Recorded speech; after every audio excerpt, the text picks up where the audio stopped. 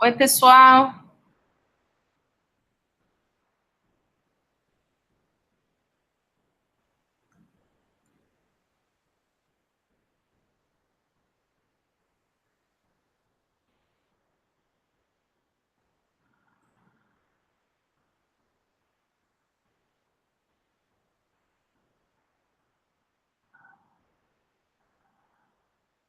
Oi, gente, boa noite.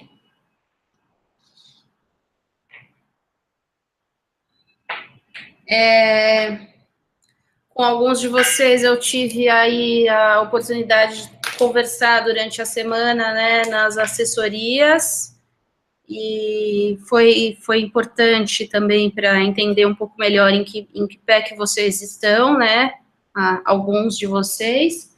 Espero que nessa semana que vem aí a gente tenha mais gente participando das assessorias, tá? Não percam a oportunidade. E a lista de presença tá disponível para vocês assinarem também. E eu queria saber se alguém quer falar alguma coisa sobre a aula passada ou sobre a tarefa, né, que era aquele diagnóstico de captação de recursos, para a gente poder, então, entrar na aula de hoje. Eu vou esperar um pouquinho, que eu sei que tem um atraso, né? Ver se alguém tem alguma coisa que ficou na cabeça de vocês, que ficou martelando, ou que deu ideia, ou que deu preocupação, ou que deu ânimo, enfim, alguma coisa que vocês acham que vale comentar, ou até mesmo quem fez as assessorias, né? Sobre esse processo da própria assessoria. Enquanto não chega nada aqui, pessoal, eu vou comentando sobre a atividade que era o diagnóstico, tá bom? Eu deixei disponível um exemplo de diagnóstico lá preenchido, mas não é que aquele é o modelo e aquelas respostas é que estão corretas. É um autodiagnóstico, não existe certo e nem errado, né? Tem que haver uma sinceridade de vocês em preencher lá, né, os campos, sim, não, não sei, tem que melhorar, né? Eram as opções ali.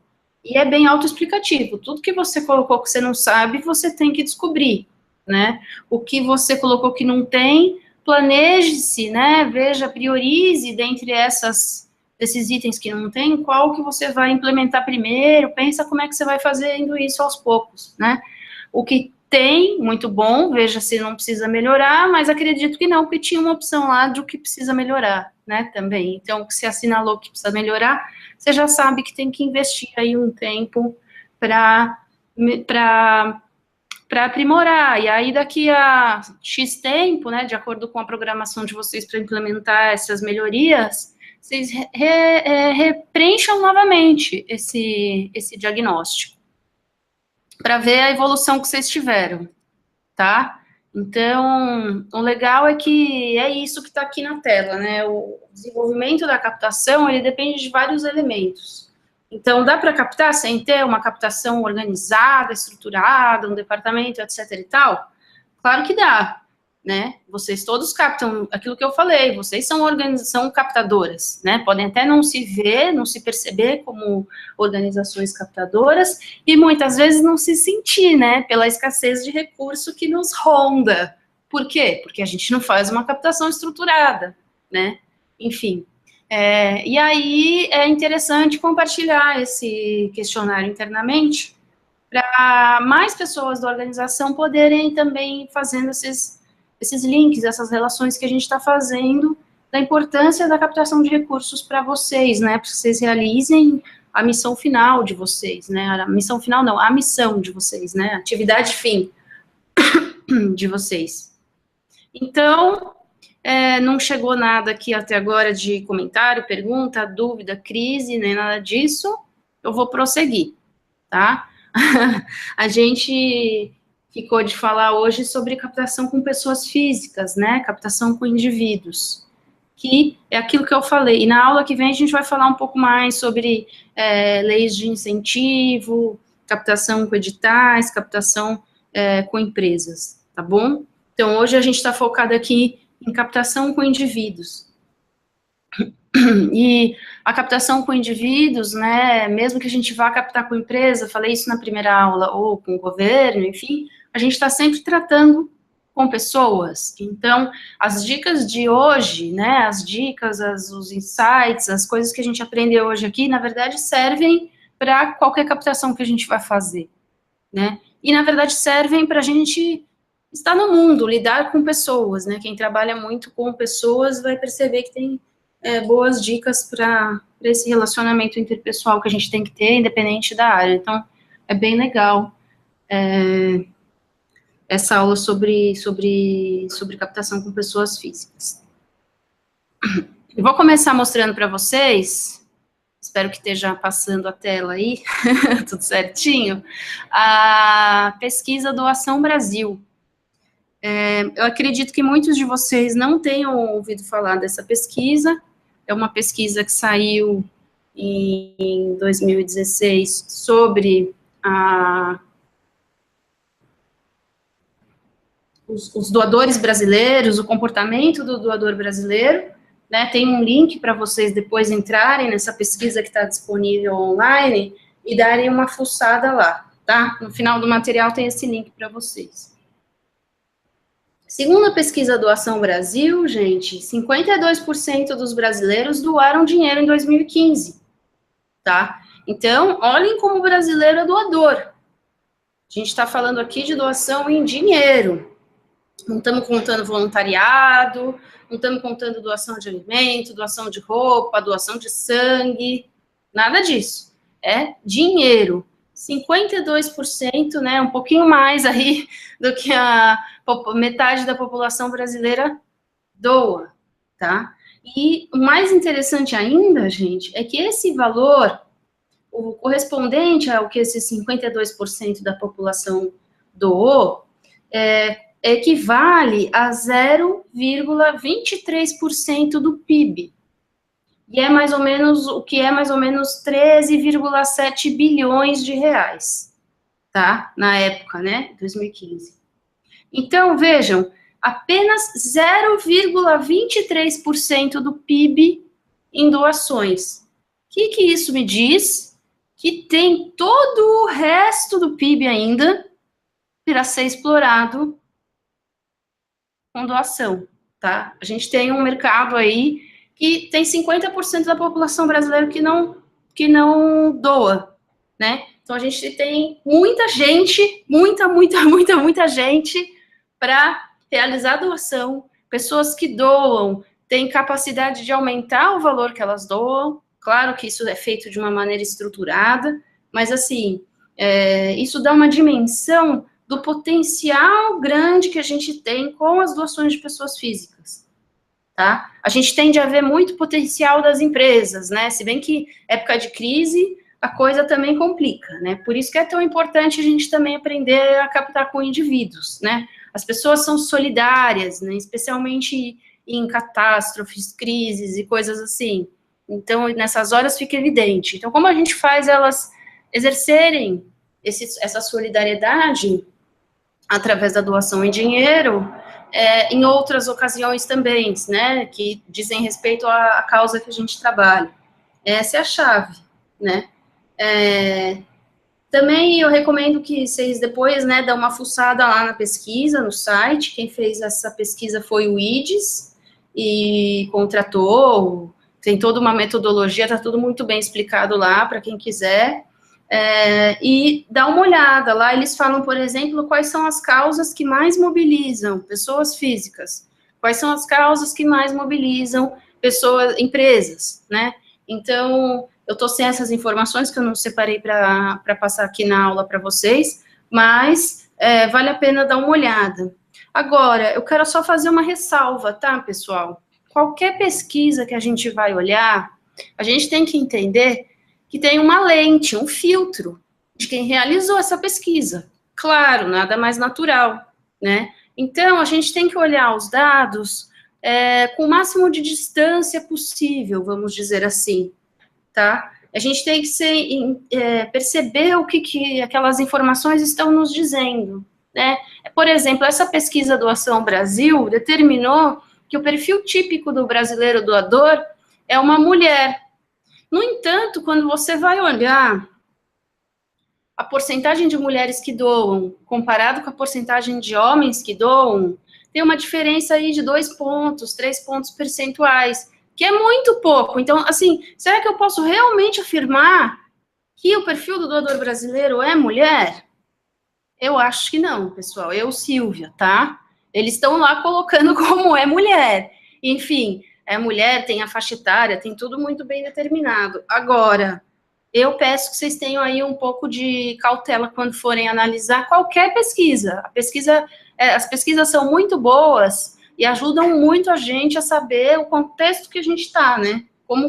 Porque tem muito achismo, ainda mais na área de captação de recurso. Ah, a empresa gosta de doar para coisa onde ela aparece, coisa que ela faz.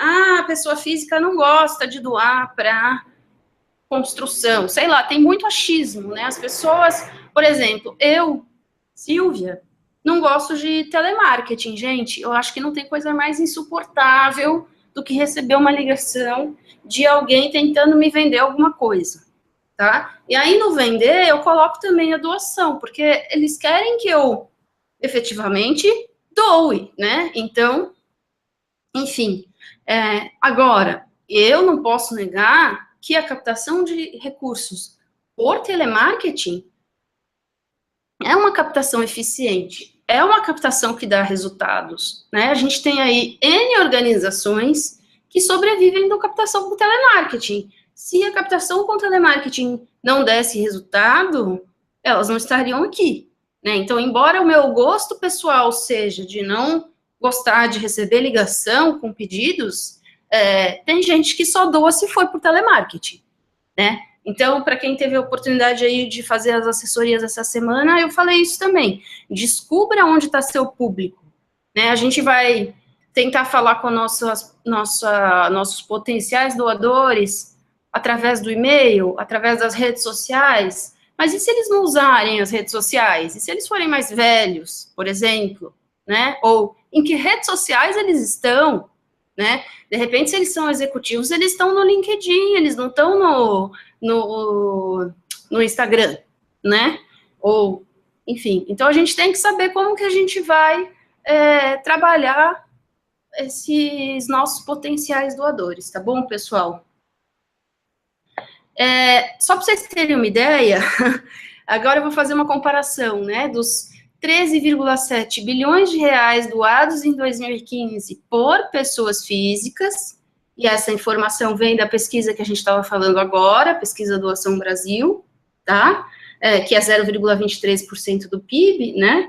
E o dado que a gente tem do GIF, que é um dado de 2014, então notem que a gente tem um ano de distância entre uma pesquisa e outra, tá? Então, a de 2015, pessoas físicas, 13,7 bilhões. Em 2014, segundo o GIF, as empresas doaram o equivalente a 3 bilhões de reais no Brasil. Notem, gente, que mesmo se você considerar que tem um ano aí de diferença, então se você der uma canjinha para os 3 bilhões das empresas, sei lá, para quanto que iria esses 3 bilhões? Iria para 6? Ainda assim, está menos da metade do que, né, se dobrar empresas, dá menos da metade do que os indivíduos doaram, tá? Então, vejam a oportunidade que existe aí, como é rico o campo da captação com pessoas físicas. E a gente tem o achismo na nossa cabeça, né? Se perguntarem, você responde com certeza que empresa doa mais no Brasil do que pessoa física. Nossa, 90% das pessoas responde isso, gente. Tá? Então, a gente tem que tomar cuidado. As pesquisas nos ajudam aí a nortear, não é bem assim. O que acontece? As pessoas doam, em geral, valores menores, né, do que as empresas. Enquanto a empresa faz um aporte ali de 10, 20, 50, 100, 200, 300 mil reais, um cidadão vai lá doar um cara que tem uma doação acima do valor médio de doação, né, no Brasil, doa seus 80, 100 reais por mês. Só que o cara faz isso todos os meses, né, gente? São 12 vezes 100 reais, né? Você tem que considerar isso também na hora de entender o que é esse recurso, como que ele vem, né? Aquilo que eu falei da base da pirâmide. Muito dinheiro, muitos doando pouco, né? As empresas, elas estão lá, mas são menos doando um pouco mais, né? Só que esse mais também a gente tem que ver bem aí, será que as empresas estão doando tanto quanto elas poderiam, né? Tem um espaço para crescer também na doação com empresa. A gente vai falar mais de doação com empresa na próxima aula, tá? A Rosa está falando aqui que eu estou sendo corajosa, que ela sente essa questão do achismo e que ela também não gosta de telemarketing, que existe uma apelação antiética com os idosos. Ah, na verdade, Rosa, apelação antiética não é legal em nenhum canal, né? Não é legal no Facebook, no Instagram, no telefone, nas cartas, né?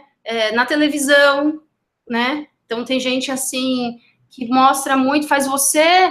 E fala também que se você não ligar, aquela criança vai continuar ali no meio do lixo, é uma coisa horrorosa, assim, falta falar que a criança vai morrer por sua causa, né? Por quê? Trabalha com o sentimento de culpa do doador também, tá? Porque o doador, o processo de tomada de decisão é um misto de razão e emoção, né? Então, tem organizações que apelam mesmo para essa tática, tá? Que é realmente...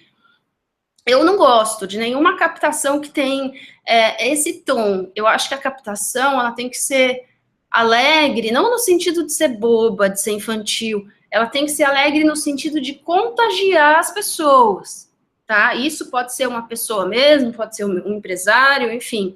Por quê? Porque as pessoas elas querem se juntar a projetos e coisas, né, e organizações de sucesso. Ninguém quer se juntar a uma organização que doe aqui, senão a gente vai fechar a porta mês que vem, por favor.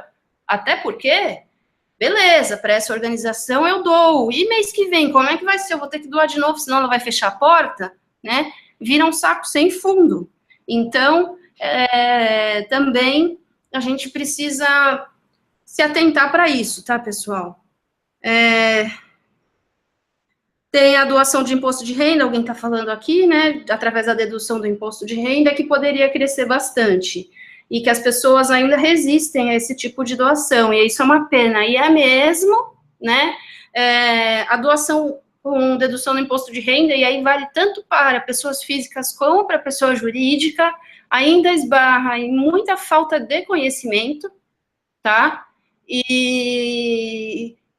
burocracia e coisas que são desnecessárias, enquanto que em outros países você tem doações que são até incentivadas, né, pelo governo. Então, por exemplo, nos Estados Unidos, quando morre alguém e deixa herança, se os herdeiros não fizerem uma doação de uma parte dessa herança, eles vão pagar um imposto muito mais alto sobre essa herança, tá? Enquanto que se eles doarem uma parte, eles têm um abatimento muito bom no imposto deles aí, do que eles estão recebendo. Então, aqui não acontece isso, e é muito difícil, é técnico até, às vezes, fazer esse tipo de doação, tem muito desconhecimento, mas, sim, ainda também pode ser muito explorado. Tem organizações, por exemplo, o Hospital Pequeno Príncipe, anotem aí para vocês buscarem depois no site deles, tá? Hospital Pequeno Príncipe. Eles ensinam em poucos passos como fazer a doação através do imposto de renda. Então, pelo menos até pouco tempo atrás ainda estava lá, eu acredito que eles não tenham retirado, tá? Então, olhando esses dados, né, pessoal, voltando aqui para o slide, comparando o valor de arrecadação de pessoas físicas, captado com pessoas físicas e captado com pessoas jurídicas, né, a gente vê que além da sustentabilidade financeira e como uma receita não carimbada, a captação com pessoa física, ela, além de tudo, ainda traz legitimidade, né? Olha o valor comparado com o valor da empresa, né? Eu tô falando isso para vocês já desde a aula passada, mas é que é muito importante. Agora a gente vai passar para a pirâmide de captação com indivíduos. Eu tinha mostrado para vocês na aula passada a pirâmide ideal da distribuição das fontes, né? E que é basicamente a questão da base da pirâmide, com muitos doando pouco. E ali, mais para cima, né, numa coisa bem menos dependente, a pirâmide, o governo. Hoje a gente está invertido aqui no Brasil. Essa é uma nova pirâmide, é só indivíduos que está aqui, tá? Então, de novo, tem a questão que vocês veem aí da legitimidade, né? E na base dessa pirâmide, a gente tem, então, pequenos doadores doando em grande quantidade. E aí, você vai subindo de pequeno doador, ele se torna um médio doador. De médio doador, ele se torna um grande doador. E tem doadores que entram direto, tá, pessoal, como médios doadores, e tem doadores que entram direto como grandes doadores também, ok? Então, o que importa, na verdade, é desenvolver mecanismos, tá, para que o doador vá subindo aí nesses degraus da pirâmide, no caso da doação de pessoa física. Então, se o cara entrou pequeno doador, que depois aí, sei lá, de 5 anos que ele esteja com você, ele vira um médio doador. E depois disso, um grande doador. Porque ele também vai evoluindo na vida, né, gente? Ele vai se firmando no trabalho e tal, e vai tendo mais condição também de doar. E a gente tem que acompanhar isso. Por isso que é importante a gente ter um registro do comportamento do nosso doador na organização, desde que ele entra. Porque aí a gente consegue, desde o básico, que é agradecer a doação que ele faz, seja mensalmente, trimestralmente, anualmente, ou uma vez só, na campanha de Natal.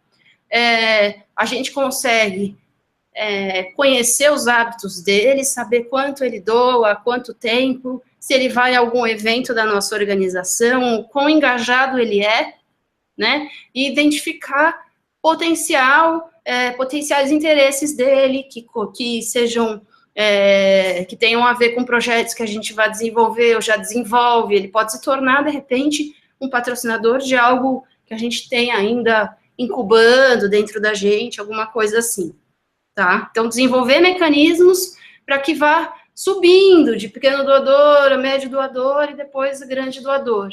E ao final, né, a gente quer que esse relacionamento ele seja tão longo, tão duradouro, que ao final, lembra a história da herança?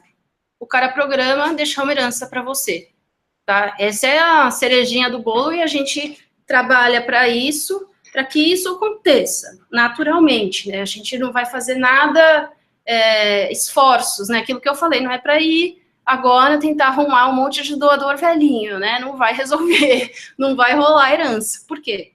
Você deixa herança para quem você desenvolve um relacionamento, tá?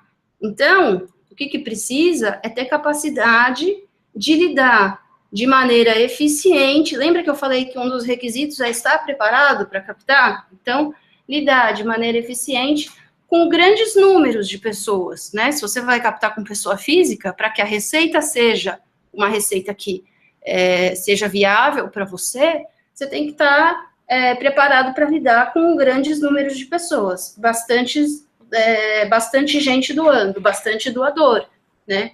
E aí, eles vão estar sempre, métodos de trazer gente sempre nova entrando, né? Porque, querendo ou não, as pessoas acabam, sim, saindo. Notem, os grandes doadores estão em menor volume ali, né? Tem menos grandes doadores do que pequenos doadores, tá? A Solange está falando aqui que depois na assessoria ela percebeu como eles têm mais doadores, pessoas físicas, e que aprendeu como eles devem, como devem valorizá-los, né? A gente falou bastante sobre isso mesmo, Solange, foi bem legal, e você viu que já tem coisa que dá para você fazer ontem, né? Aplicar já desde agora, né? Vamos... O que a gente precisa fazer, né, gente? A gente, lidando com pessoas físicas, tendo esse esquema de entrada aí, as pessoas, a gente tem que engajá-las para que elas continuem doando para a gente, senão elas saem, né? Então, tá sempre se comunicando com os nossos doadores, criar uma estratégia de doações recorrentes, né, doações programadas. Então, o cara, em vez de fazer uma doação quando dá na cabeça dele, quando a gente pede uma única vez, meio sem programar, ali de R$ 70 ou de R$ 100, a gente pede que ele doe R$ 20 por mês, por exemplo, tá? Porque muita gente também não se percebe doador, porque acha que doar é coisa de rico, né? Só quem tem muito dinheiro pode doar. Então, puxa, eu e meus R$ 20, eu e meus R$ 15, quem sou eu, né? Não dá nem para nada mais hoje em dia. Você vai comer um lanche, tá custando isso numa padaria aqui em São Paulo, um queijo quente, entendeu? Então, quando perceberem que R$ 20 é sim uma quantia que vai fazer a diferença para vocês, e como é que eles vão perceber isso? Bom, primeiro que vocês vão fazer um pedido, né, de 20, de 15, enfim, esses valores vocês precisam determinar depois com um pouco mais de calma, mas a média do doador recorrente brasileiro é 20, 22, R$ 25, tá, gente? Então, só para vocês terem uma ideia, claro que em cidades menores, esse valor vai caindo um pouco também. Tem cidades aí do interior que as APAES chegam a captar doação de R$ 5, tá? Então, o que é um pequeno doador, um grande doador, depende muito de quem é você, no seu contexto, que tipo de doação que você normalmente recebe, tá? A Rosa tá aqui falando que um outro motivo que as pessoas não doam para o IR, que não doam através do imposto de renda para o FUNCAD, né, o Fundo da Criança e do Adolescente, é porque falta transparência, que a gestão dos fundos municipais, ela é muito fechada à sociedade civil, e a transparência a prestação de contas, né, a questão da transparência ainda é bem sofrível. E esse é um desafio de vocês nesse curso para atuar fortalecendo a sociedade civil contra essa questão aí da falta de transparência.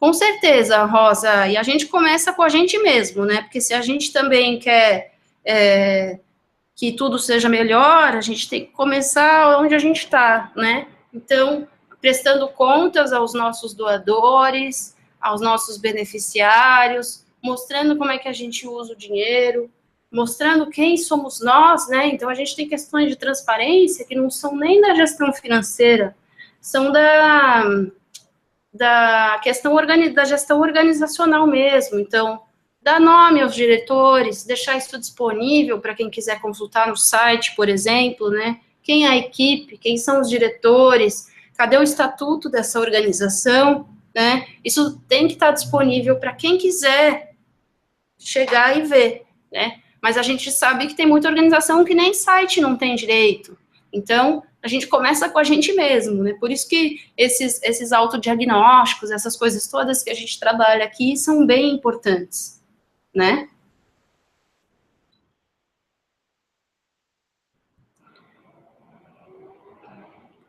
O Jorge está perguntando como que a gente classifica os doadores de valor pequeno, médio e grande. Falei um pouquinho agora, Jorge, que depende muito da realidade de vocês, tá? Tem organização que a doação comum que eles recebem é R$ 5. Tem a organização que a doação média, vamos dizer assim, que eles recebem é R$ 500, tá? Que no caso já é um médio doador, né? Eles não consideram, essa que começa em 500, eles não consideram que o cara é um pequeno doador, porque pense, 500 mensais, né? Aquilo que eu falei, a gente tem que multiplicar por 12, tá? Agora, depende muito, tá? Quando deu uma consultoria para o Greenpeace, lá em 2015, o grande doador dele era um doador que doava R$ 1.000. Então, você tende a achar que vai ser algo assim, né? 5 mil, não, era R$ 1.000, tá? O que no ano também já dá uma soma considerável, né?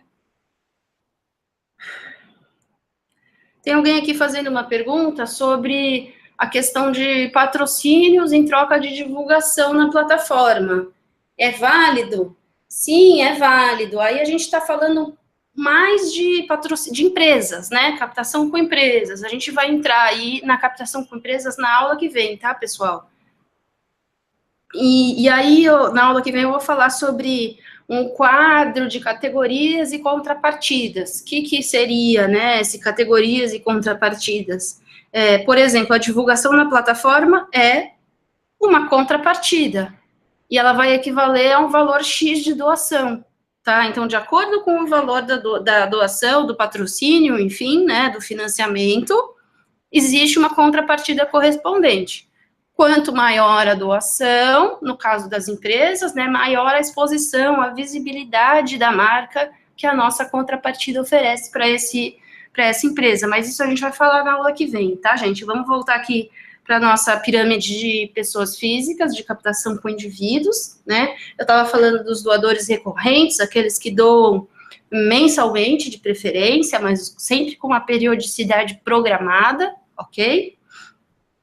E da necessidade que a gente tem de criar mecanismos, então, para fidelizar esse doador, né? Por que isso é importante, gente? Porque sai muito mais barato a gente trabalhar com o doador que já está no nosso banco de dados, já apoia a nossa organização e já nos conhece, que já tem um vínculo conosco, do que trazer um novo doador, tá? Por quê? Porque para trazer esse doador, primeiro a gente tem que bolar uma estratégia para descobrir quem ele é, depois uma estratégia para que ele se torne nosso doador, né? Então, é mais caro esse processo do que alguém que eu já sei que está ali na minha base de dados, que foi no bingo, que comprou a rifa e que todo mês me doa R$20, né? É mais fácil lidar com essa pessoa que eu conheço, que eu tenho informações, e tem outra, se ela é tão assídua assim, né, ela realmente, ela está engajada, né, ela pode até trazer outras pessoas, enfim. Então, a gente tem que criar esses mecanismos, até porque o custo da recorrência, ele é bem menor do que o custo de aquisição, né, que é quando a gente traz um doador novo. Agora, se a gente está falando dos níveis superiores da pirâmide, tá, gente? Então, os doadores médios e grandes, aí o método para adquirir esses doadores, ele é um método menos massificado, tá? É uma coisa mais olho no olho, descobrir qual o interesse desse doador na nossa organização, na vida, porque daí, a partir daí, a gente pode conversar com ele até, né, chegar nele, ter o que trocar com ele e coisas assim, tá? Então, nesse nível a gente fala de coisas mais personalizadas, carta, telefonema, e daí não é telefonema telemarketing, tá, gente? Telemarketing é ali na base da pirâmide. Telemarketing, aquelas cartas de mala direta, né? A gente vai ver daqui a pouquinho esses métodos massificados de aquisição de doadores, tá? Essa técnica, né, essas técnicas para médios e grandes doadores, normalmente elas são um pouco mais caras, tá, por doador. Por quê? Porque é uma coisa mais olho no olho, mais personalizada, né, então, mas no final das contas também, gente, isso acaba se compensando, porque esse tipo de doação traz um retorno muito maior do que os R$5, R$10, R$15 que o pequeno doador vai aí trazer para a gente. Tá? Então, a gente ter técnicas e ter ferramentas, né, ter tecnologia, estar preparado, ter uma planilha Excel, um banco de dados, um software que seja, né, é muito importante, mas para captar com grandes e médios doadores não é isso que importa, não. O que importa é o toque pessoal mesmo, aquela coisa que eu falei do pedido cara a cara, o olho no olho, tá, gente? O Stefano está contando aqui que fizeram um curso uma vez sobre o terceiro setor, né, e foram informados que tem um fundo em que todas as empresas parece que estão nesse fundo e que não é de conhecimento de ninguém, e que esse valor pode ser revertido para projetos sociais até o final do ano, senão o valor vai para a União, né, para o Estado. E que os sites, os dados, essas informações aí que ele está passando estão no site do IBGE. Eu nunca ouvi falar também não, viu, Stefano? Precisa ver essa informação se procede, porque eu acho que a gente que trabalha direto com isso daí saberia, alguém saberia e contaria para todo mundo, que tem um espírito muito grande de cooperação, né? A gente se vê como parceiros, ainda que em causas diferentes, a gente precisa se ver como parceiros para promover, fortalecer o setor como um todo sempre, né? O Jorge está perguntando aqui qual o custo-benefício mais viável para captar recurso do pequeno, né, do pequeno doador. Se é boleto, se é porta a porta.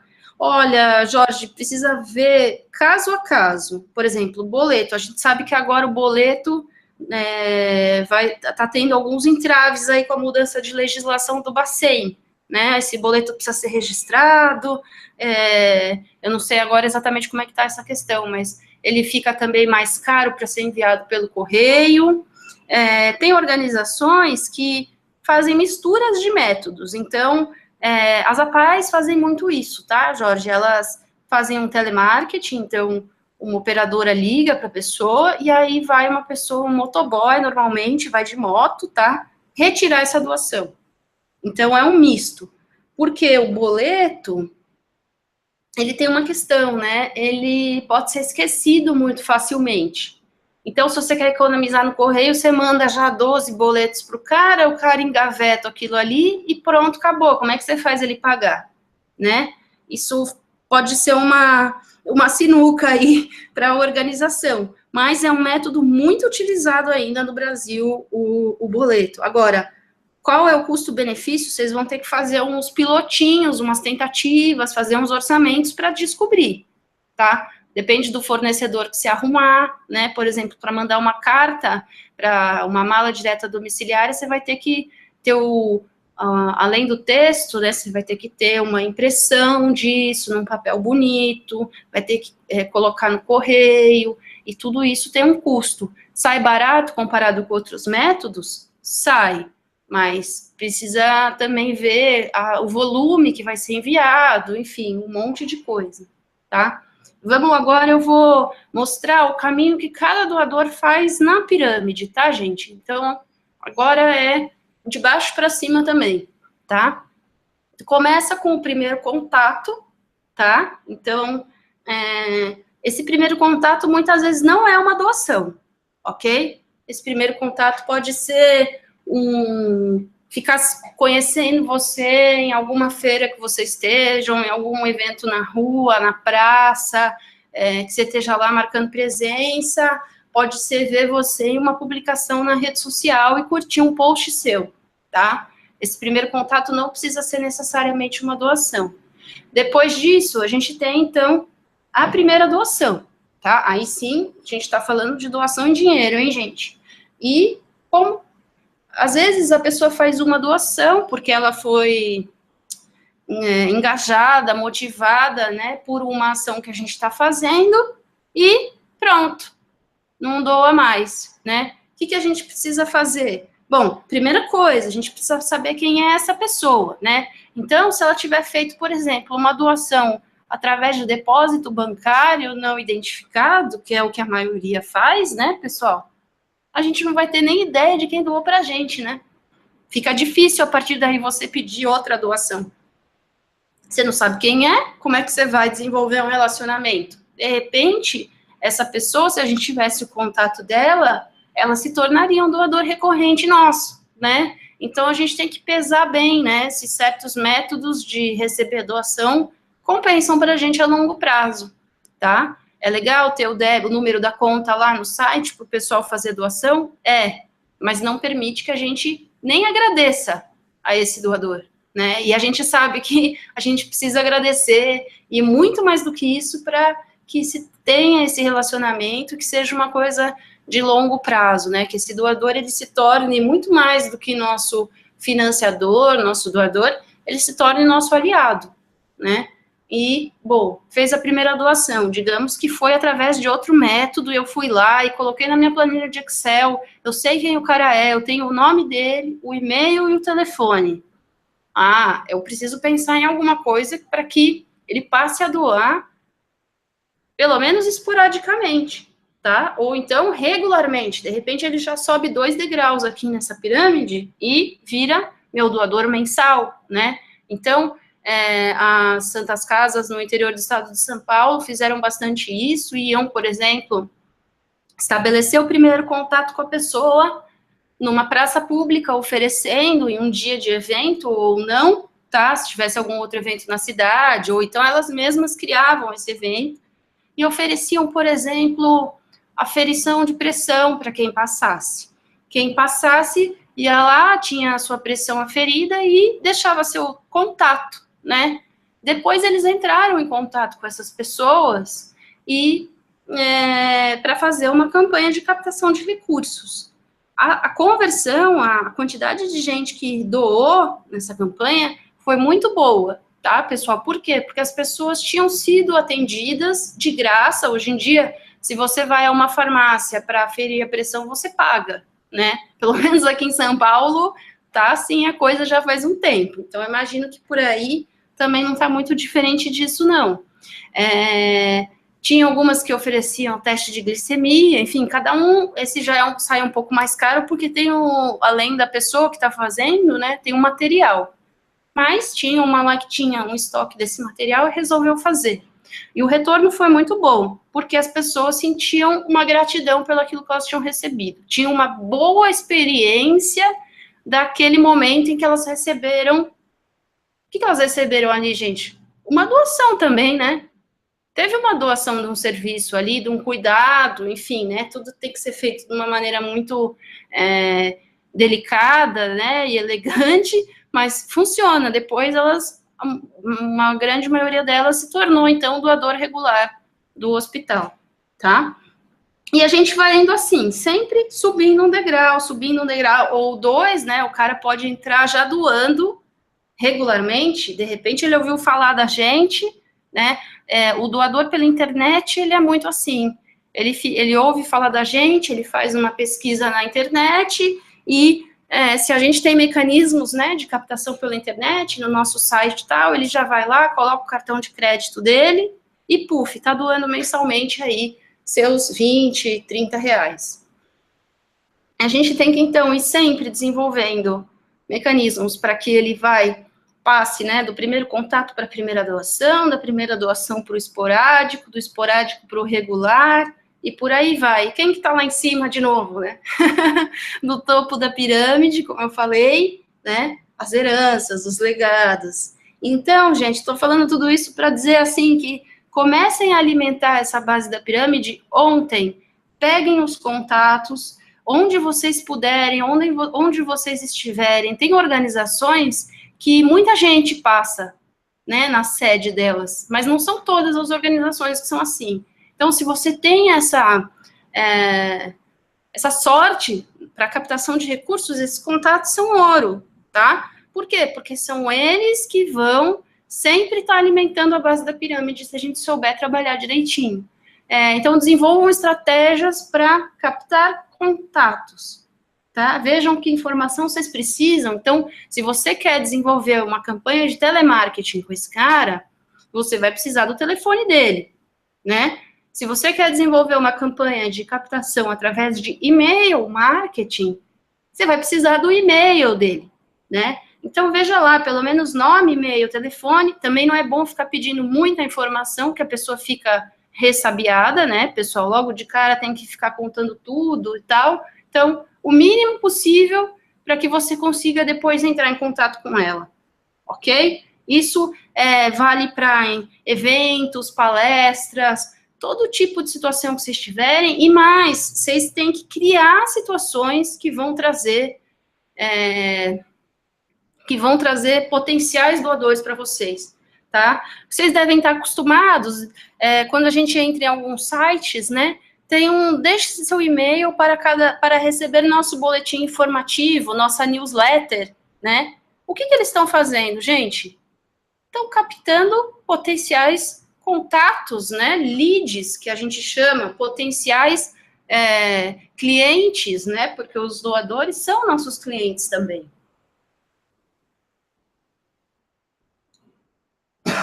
E aí, Se eu vou anotando o comportamento desse meu doador, desse potencial doador, mandei um e-mail tal, o cara respondeu, ligou, etc., eu vou usar essas informações para desenvolver um relacionamento com esse cara, né? E se ele não for meu doador, a partir daí, então, fazer com que ele se torne meu doador, e se ele for meu doador, fazer com que ele continue meu doador até chegar ali, ó, no topinho da pirâmide, 40 anos depois, tá? Por isso que a gente fala que captar recurso é relacionamento, né? O que é muito importante dizer para vocês, que muitos vão começar a captar recurso agora, gente? A gente acha que quando a gente conseguiu a doação, nosso trabalho acabou, né? Mas não.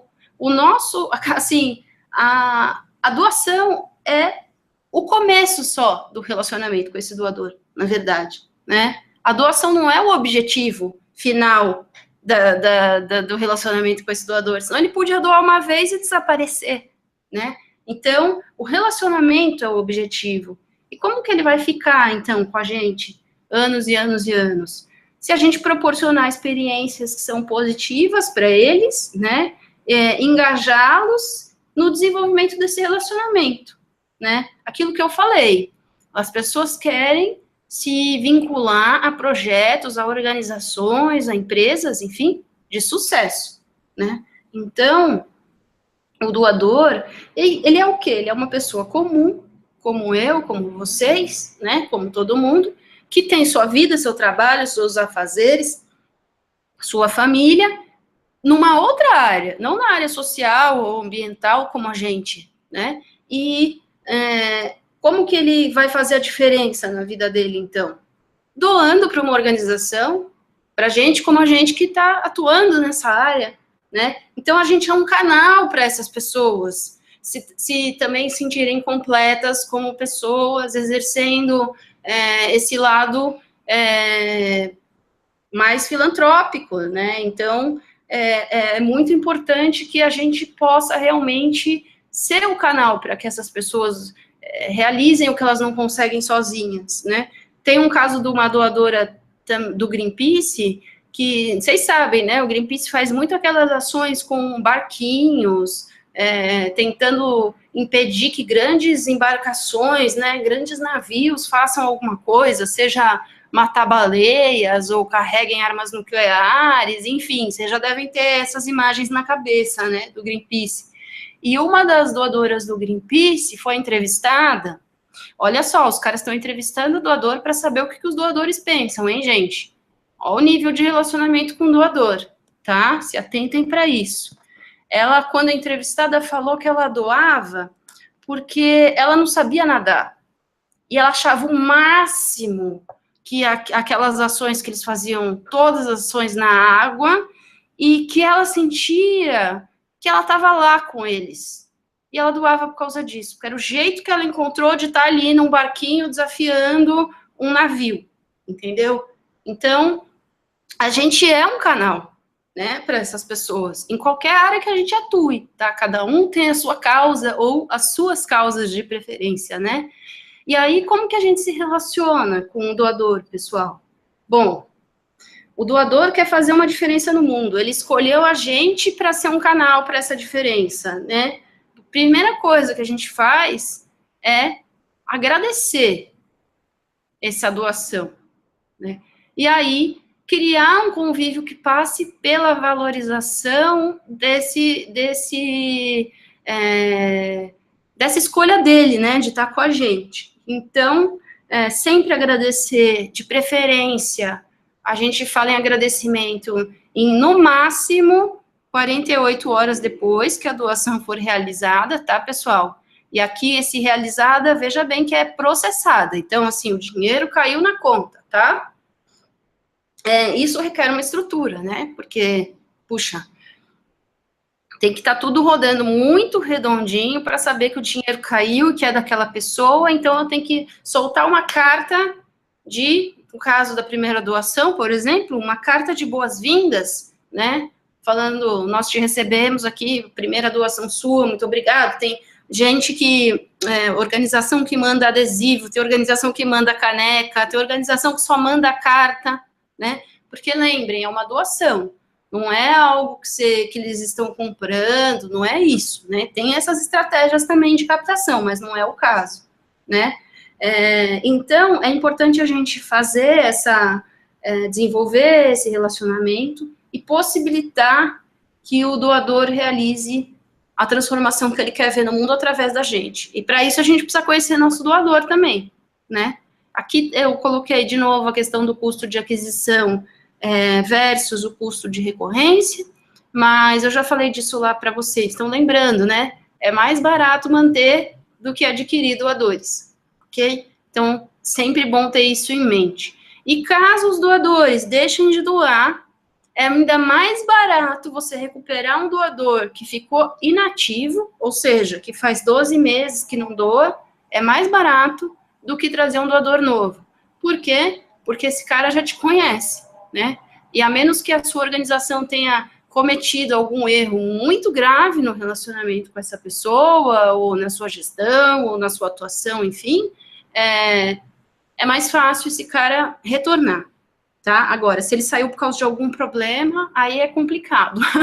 Aí ele pode até falar mal da gente, enfim, essas coisas acontecem também, né? Então, convém não tentar reativá-lo, tá, pessoal? E como que eu trago as pessoas, né? A gente está falando muito assim, né?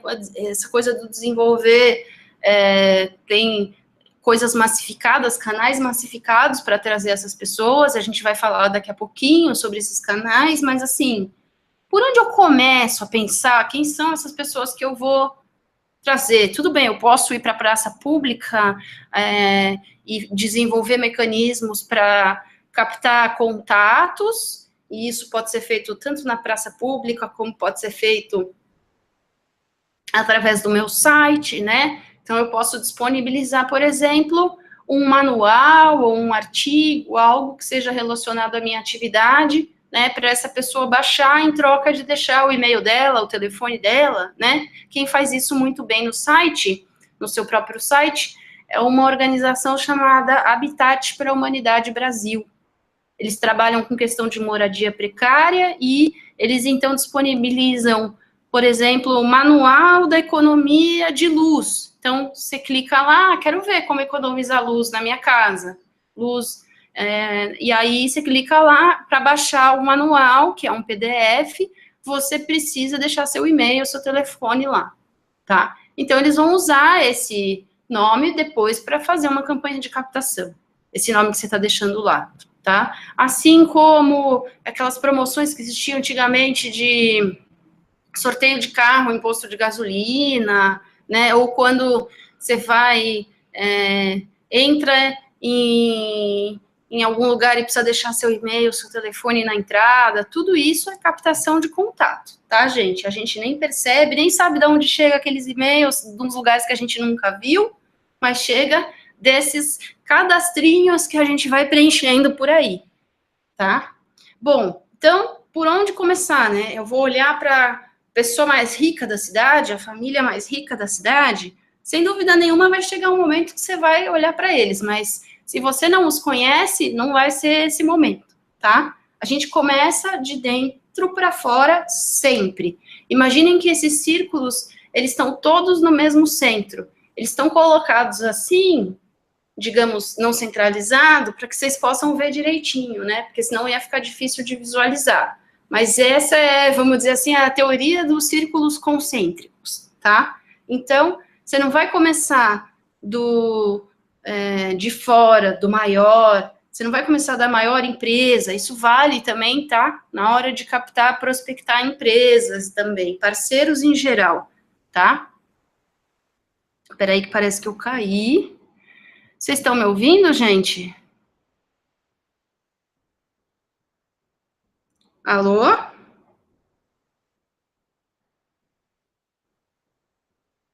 Vocês me ouvem?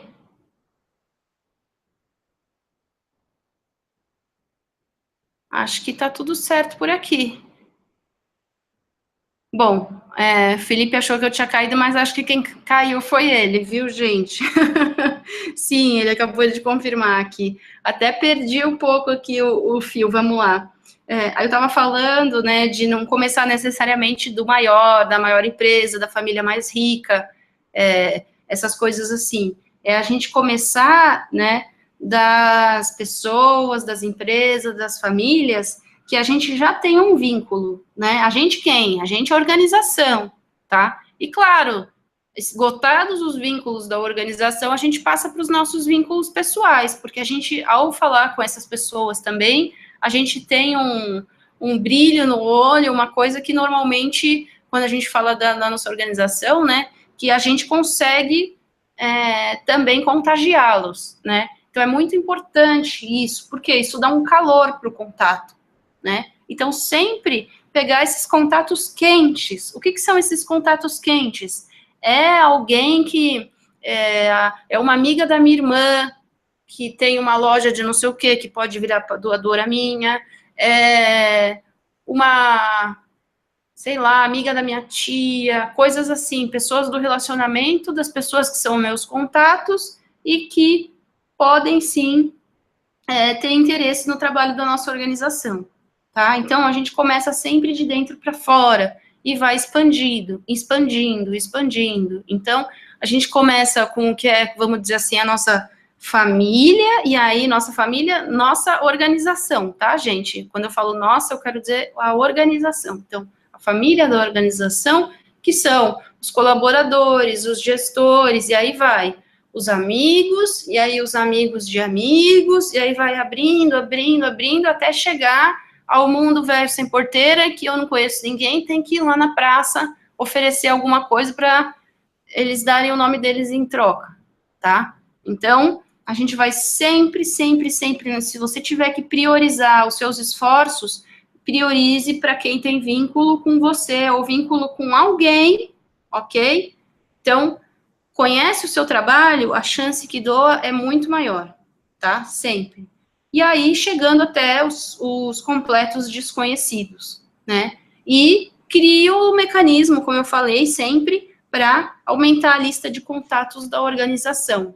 Sempre tá, eu estava falando isso hoje na assessoria, a rifa, né, gente? A rifa tem aquele canhotinho que a pessoa preenche com o contato dela e que a gente acha que serve só para avisar que a pessoa ganhou, né? Mas não, gente, aquela rifa ali é ouro. Tem um monte de gente que apoiou a organização ali já com dinheiro, hein? Porque comprou a rifa, né? Então, você tem ali uma lista de potenciais doadores recorrentes, tá? Porque são pessoas que já te conhecem, que já colocaram a mão no bolso, inclusive, para apoiar aí um projeto, uma ação que você estava desenvolvendo, tá? Então,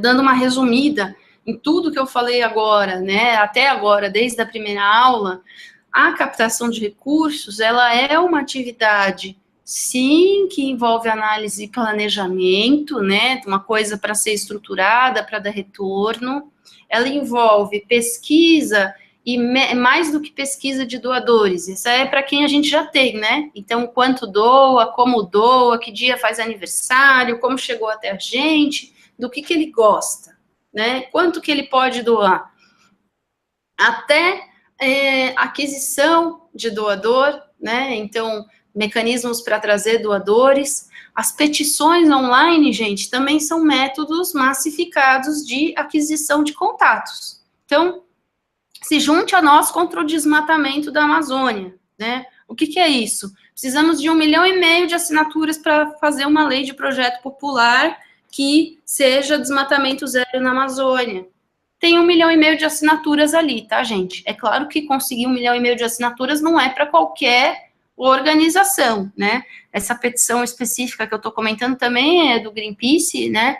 Eu sei que eu estou usando bastante eles, mas eles realmente são referência em captação, e eles demoraram 2 anos e meio, mais ou menos, para alcançar esse número aí, astronômico, e estão trabalhando essa base de dados até hoje, tá? Entregaram o tal do projeto de lei, tem foto de artista fazendo isso lá em Brasília, e e entregaram o abaixo-assinado lá, carrinhos e carrinhos de impressão, né, de assinaturas, enfim, gente do Brasil inteiro, de fora do Brasil participando.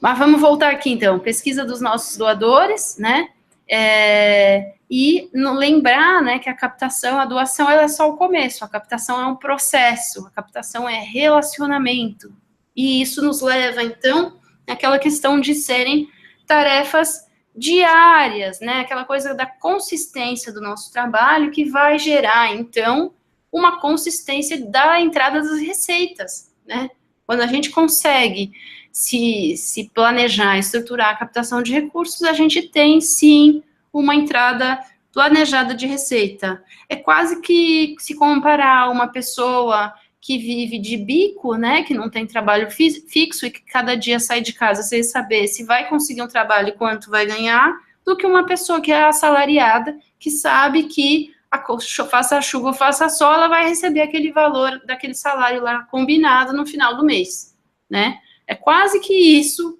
uma organização que não se estrutura para captar recursos é como alguém que vive de bico, tá? Então tem dia que come mal, tem dia que come que nem rei, tem dia que não come, né, gente? E é isso.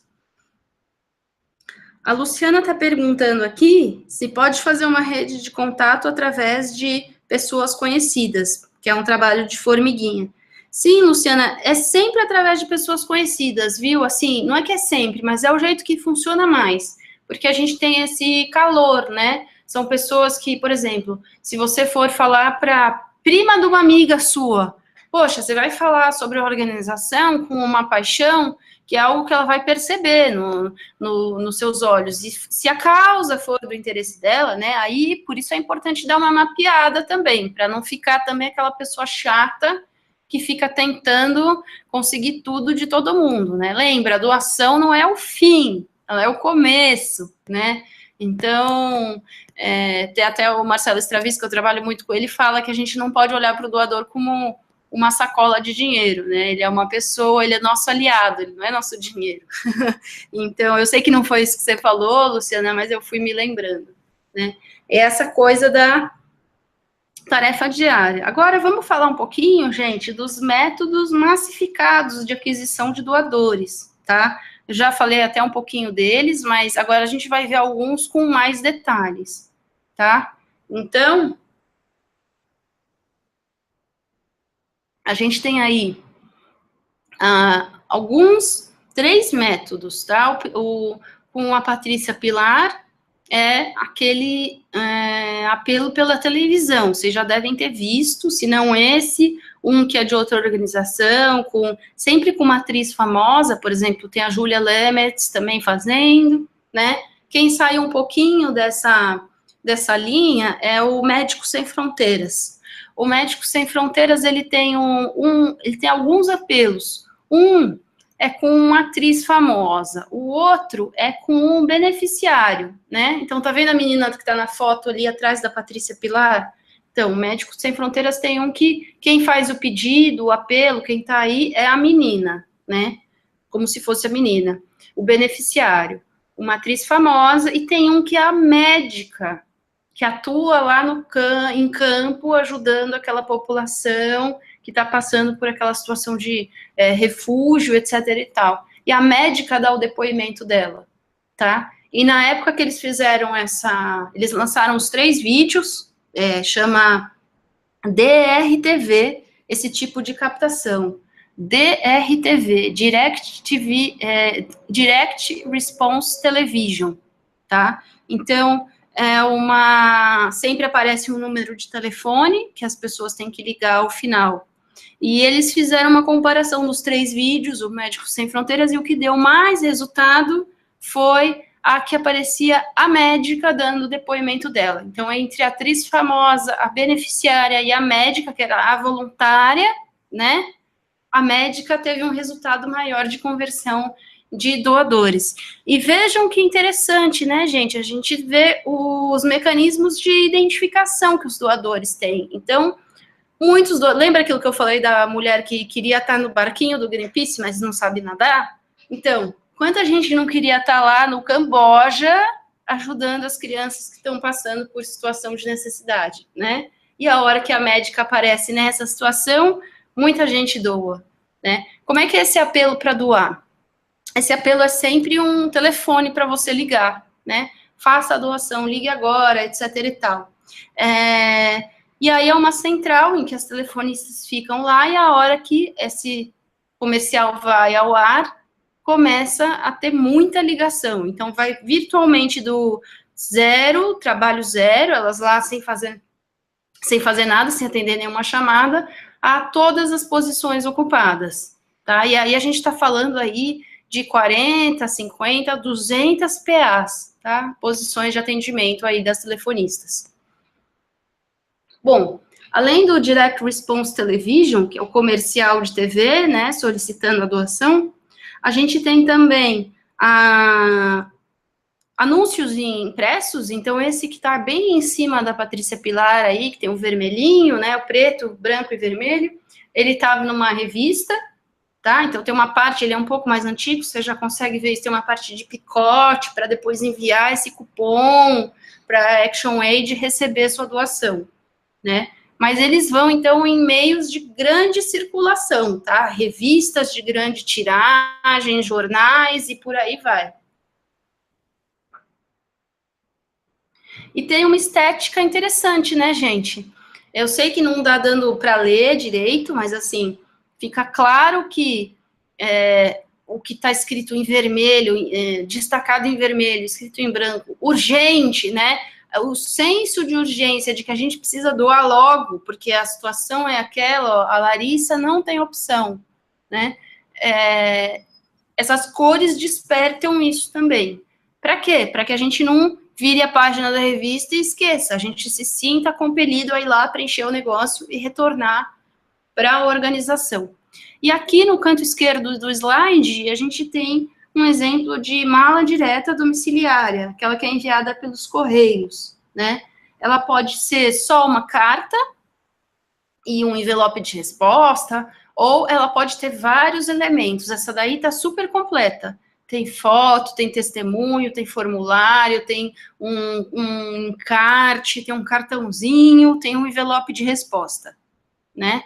Tá recheada essa daí. Mas tem aquelas clássicas que eu imagino, espero, vamos ver se alguém se manifesta aí, que está todo mundo quietão. Terço de Maria, né, que eles enviam, então, de repente, você está em casa e chega um terço, né, uma carta, e pedindo doação, e já vem para você aquele terço, né, então te dá uma coisa assim de, putz, mas já veio, então acho que eu vou doar, né. Eu também não gosto muito, pessoal, desse tipo de aproximação, assim como eu não gosto dos que apelam muito para a situação dos beneficiários, né? Eu falo que é explorar a pobreza, né? A gente não precisa de gente explorando a pobreza, a gente precisa resolver a pobreza, né? Eu gosto de coisas que são mais propositivas, solução, mais alto astral, até para contagiar o doador, né? Mas, enfim. E tem essas que são todas elaboradas aí, né? Mas no limite, uma carta que você vai enviar e uma campanha para obter doador, ela vai ser uma carta curta explicando por que você está pedindo doação, né? E de alguma maneira, então, mostrando o problema, mostrando a solução, a sua capacidade de realizar essa solução, de implementar essa solução também, tá bom? Tem outros métodos que eu trouxe para vocês, muito comum nas grandes cidades, vocês estão vendo aí o pessoal de coletinho no canto superior esquerdo, né, o pessoal da Unicef, arrecadando, então, captação pelo cara a cara, também conhecido como diálogo direto, que o termo em inglês é face to face, às vezes escrevem F2F, isso daí. Né? É um método bem caro para adquirir doadores e funciona em locais que tem grande circulação, né? Então, aqui em São Paulo, a gente tem esses caras na saída do metrô, na Avenida Paulista, onde passa muita gente, tá? E aí, também, a gente tem aqui exemplo do telemarketing, acho que está todo mundo familiarizado com esse conceito, nem todo mundo gosta do telemarketing, né? Eu sou dessas que não gosto, mas como consultora em captação, captadora, é uma técnica que eu utilizo, porque eu sei que funciona. Isso aí está testado e aprovado por muitas organizações, tá? Desde organizações enormes até organizações pequenas. Então, a gente não adianta querer impor nossos gostos, né? O que é fato é fato. E rádio e jornal, tá, pessoal? Rádio e jornal é uma coisa bem legal, funciona bastante para cidades menores. Outra coisa que funciona também bem legal para cidades menores é caminhão de som, tá? Então, se tiver uma coisa específica de um dia, uma campanha, alguma coisa assim, um caminhão de som é algo que, se você souber fazer uma chamadinha bonitinha, contagia também todo mundo a participar, a doar para a organização de vocês, tá? Esses são os principais exemplos que a gente tem de captação em massa de contatos, e tem mais um, na verdade, que é a captação pela internet, tá? A captação pela internet, ela requer um pouco mais aí de estrutura da organização, né? Tem que ter um bom site, um bom método de pagamento, essas coisas assim, porque a coisa tem que funcionar. Esse exemplo que eu trouxe para vocês, espero que vocês estejam conseguindo enxergar. Vou até tentar ampliar mais um pouquinho. Acho que agora ficou mais legal, né, gente? É do Médicos Sem Fronteiras, tá? Olha que legal o que eles fazem. Eles fazem isso nas cartas também que eles enviam. Sim, quero ser um doador. Você clica lá, né, na página da doação, cheguei aqui. Primeira coisa, sim, quero ser um doador sem fronteiras, contribuindo mensalmente. Gente, olha que legal, já deram um nome que tem a ver com o que eles fazem, né? Quem não quer ser um doador sem fronteiras? Eu acho bem legal, acho que valoriza o doador, isso daí. E mais, né? Lembra que eu falei que tem muita gente que não consegue se perceber com capacidade de ser doador, capacidade financeira, eu digo, né? Eles colocam o que cada doação corresponde ali. Então, se eu doar R$32, eu vou dar alimento para 14 crianças desnutridas por dia.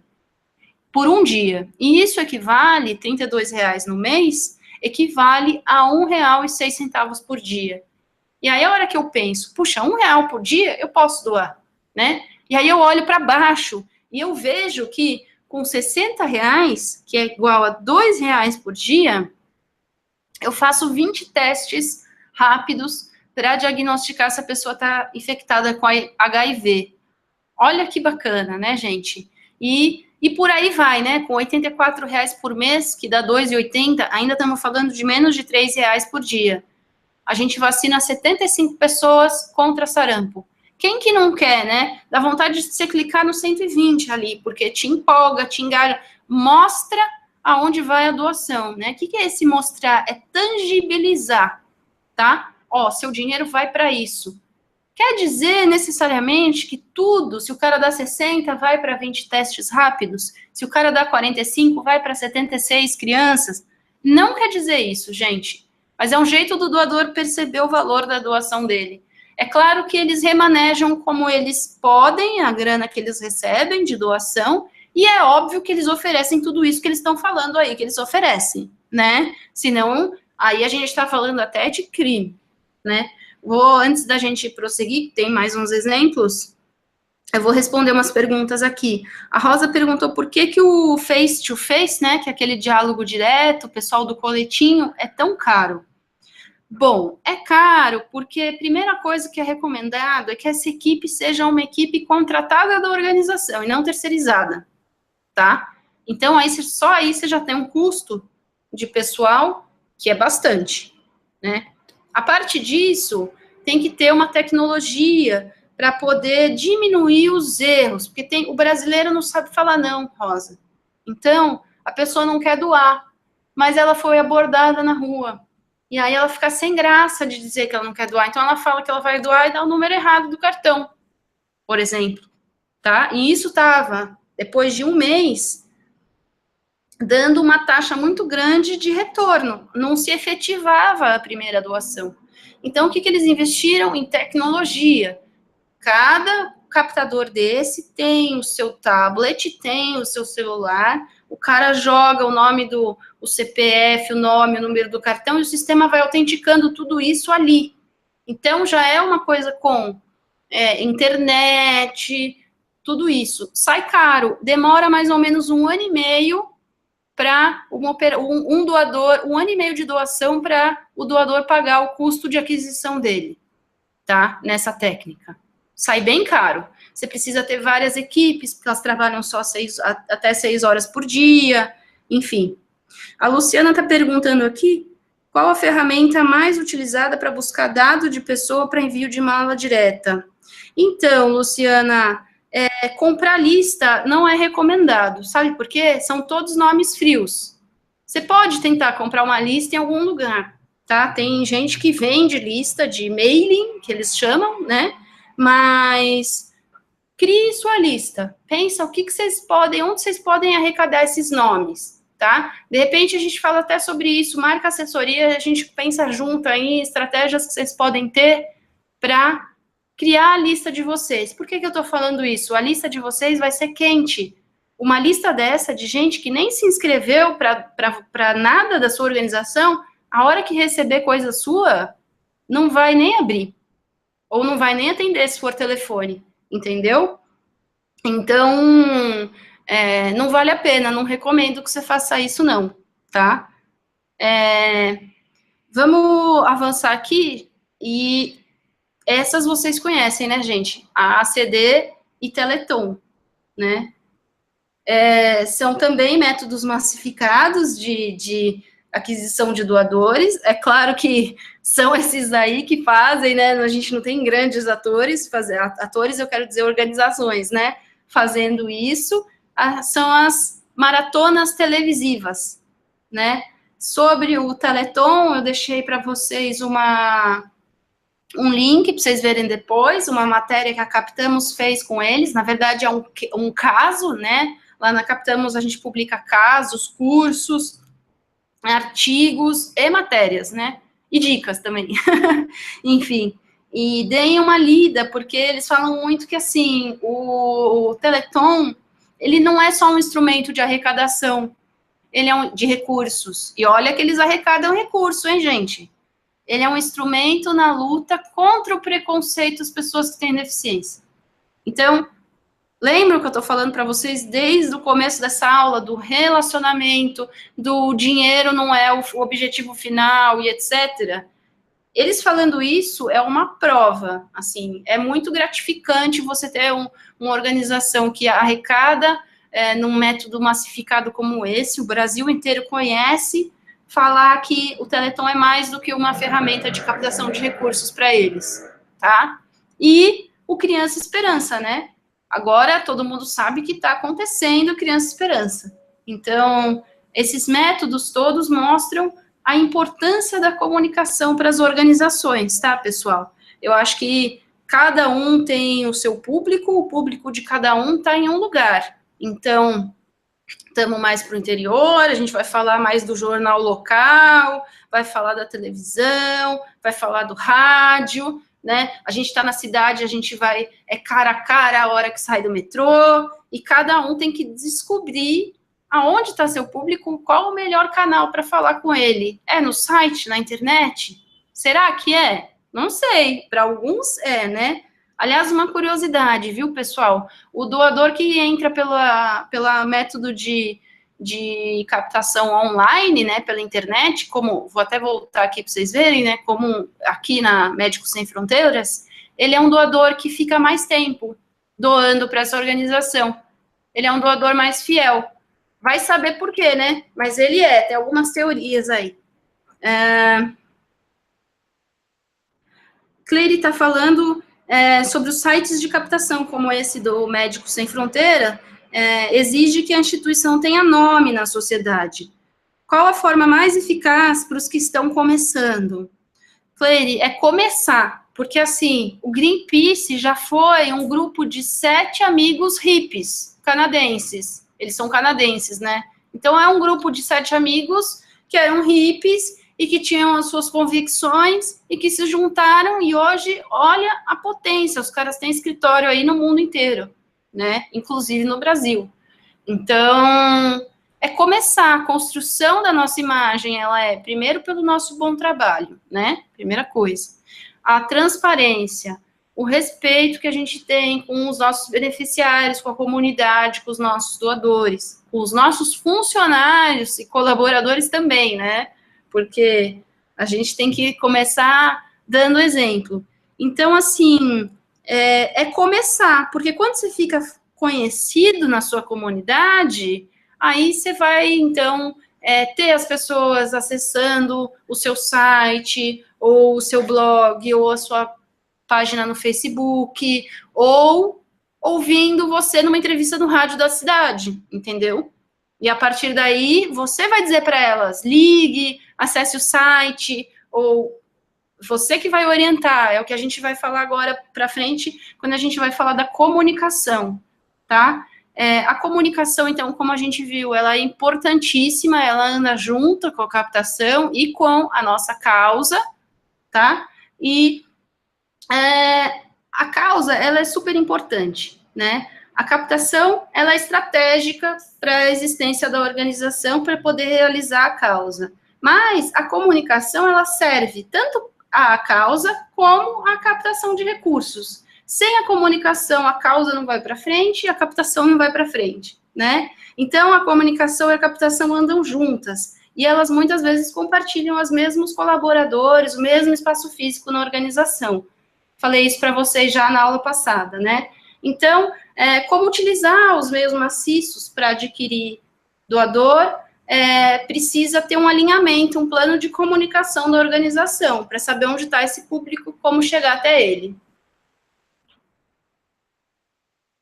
E um jeito legal de chegar até o público é contar história, tá? Isso engaja as pessoas com o nosso trabalho e mostra na prática, de uma forma criativa, como é que é a nossa missão, tá? Então, contar história traz empatia nos doadores, isso engaja eles no trabalho de longo prazo da organização.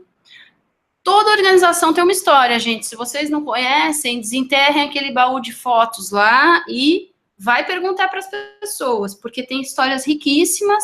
O interessante é que vocês usem também histórias que sejam histórias reais, tá? Por exemplo, eu falei da propaganda da televisão que aparecia a médica voluntária, né? Ela realmente é uma médica voluntária da Médicos Sem Fronteiras, tá? Não é uma atriz que eles contrataram para fazer o comercial.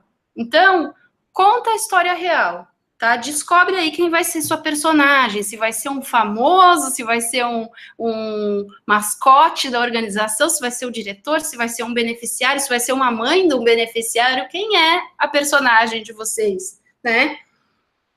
Que história que vocês vão contar por aí?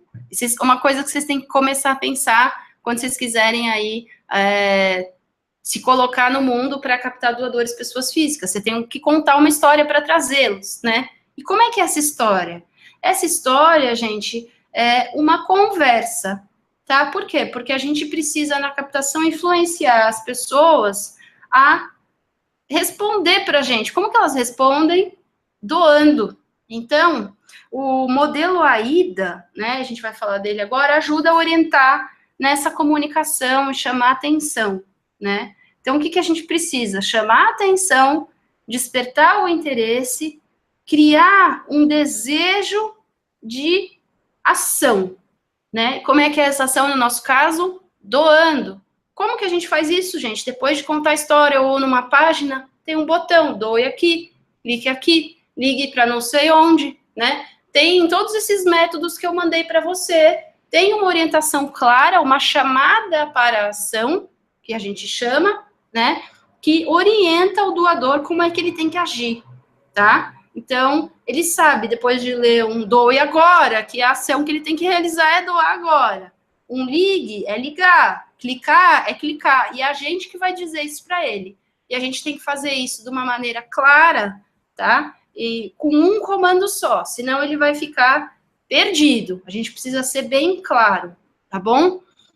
Eu já estou finalizando o tempo também, então, essa solicitação, gente, que é esse chamada para ação, ela tem que motivar as pessoas a doar, tá? Então, a gente sempre demonstrando a nossa capacidade de realizar a solução e o nosso impacto na sociedade, tá?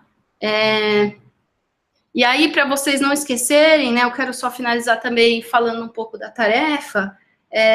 Pedir dinheiro não é tudo, é o começo, né? Vamos lembrar do começo da relação. Então, para ser bem feita a captação, ela envolve um número de atividades que vai desde análise, planejamento, passando por pesquisa de doador, a construção desse relacionamento, a valorização desses doadores, prestação de contas, né? Então, aquele trabalho de formiguinha que a gente já tem falado, e por isso que é muito importante que tenha alguém na organização dedicado à captação de recursos, né? Uma coisa que eu falei lá na outra aula, mas é fundamental mesmo, viu, gente, para que a coisa realmente saia.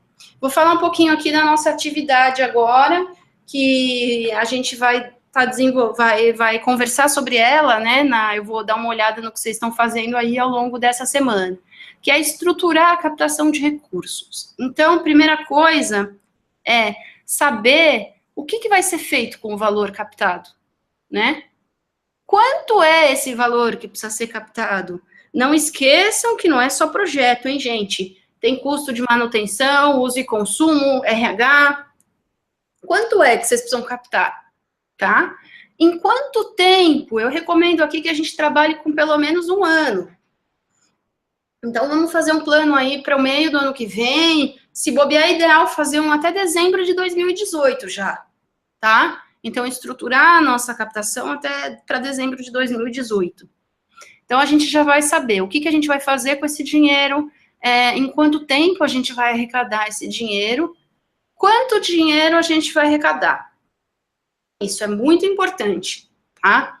E aí, considerando todas as fontes que a gente já viu todas as fontes. Hoje eu detalhei pessoas físicas, né? Na semana que vem eu vou falar de empresas e algumas outras fontes editais. E aí vocês vão ter mais informações sobre essas fontes que entram onde, gente? Nas submetas de captação. Aí o penúltimo item.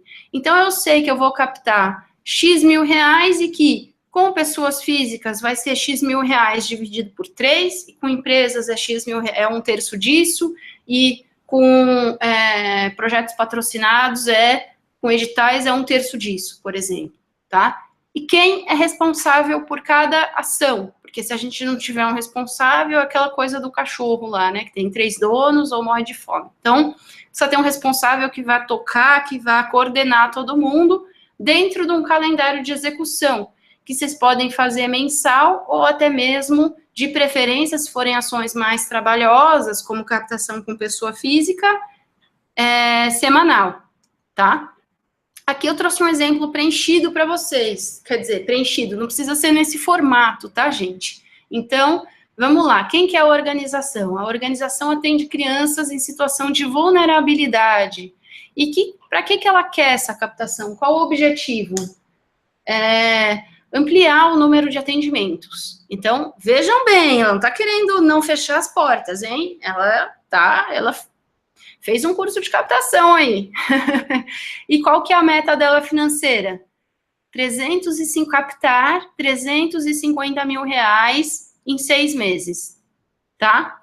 Como ela vai fazer isso? Aqui a gente está falando das submetas, né? Então, captação com indivíduos, pequenos doadores, vai ser a Fabiana que vai ser a responsável maior, vai encabeçar essa área, e eles vão captar com pequenos doadores 240 mil reais, isso daí dá 2.000 pessoas doando 20 reais durante 6 meses, tá, gente?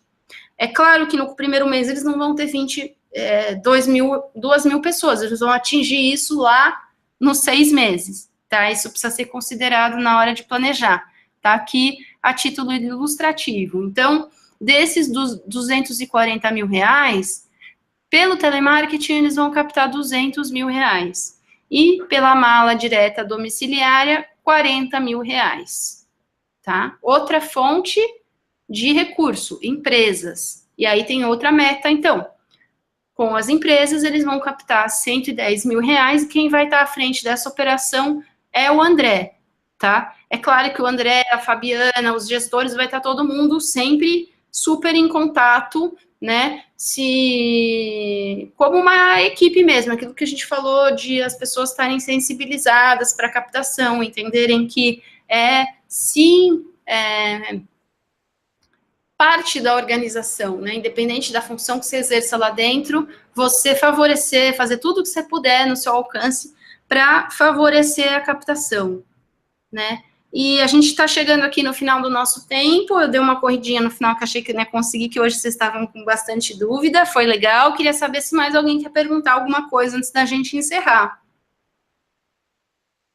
Enquanto isso, tá aqui os links, né, vocês vão encontrar depois no arquivo lá no Silab, os links que eu fui mencionando ao longo da aula, e queria lembrar a todos de marcar as assessorias. E não está na tarefa, mas é bem interessante que vocês se preparem, pensem, né, como que vocês vão adquirir esses potenciais contatos. Vamos para a praça, vamos fazer palestra, vamos colocar um negócio de cadastro no site, como que vocês pretendem fazer isso? E a gente pode falar disso também aí durante a semana nas assessorias, tá, pessoal? Não percam a oportunidade de ter aí uma consultora só para vocês, né?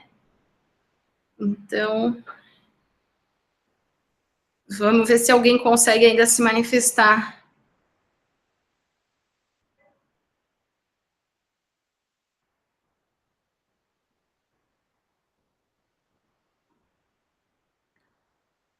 Ô, Rosa, legal. Para mim é um privilégio estar tendo. A Rosa falou aqui que achou muito legal e que é um privilégio ter essa aula comigo.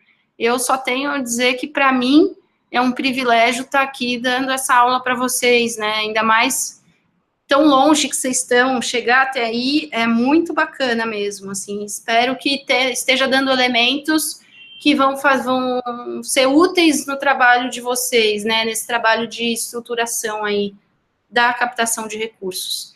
E agora a gente vai finalizar então, pessoal, tá bom? Espero vocês aí ao longo da semana nas assessorias e segunda-feira que vem, nesse mesmo bate-horário aí, tá bom? Um abraço e até já!